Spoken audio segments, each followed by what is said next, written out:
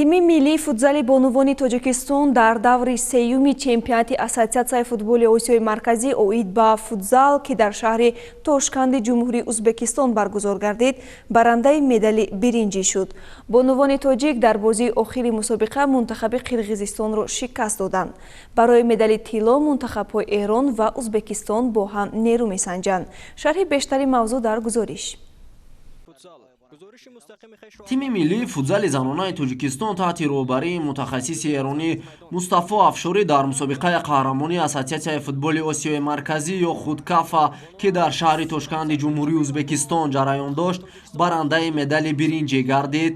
Дар бозии даври сеюми мусобиқаи Ассоатсиясияи футболи Осиёи Марказӣ миллипӯшони тоҷик бо ҳамтоёни худ аз Ҷумҳурии Қирғизистон андари майдони рақобат шуданд ва бо ҳисоби 4-2 пирӯзӣ ба даст оварданд.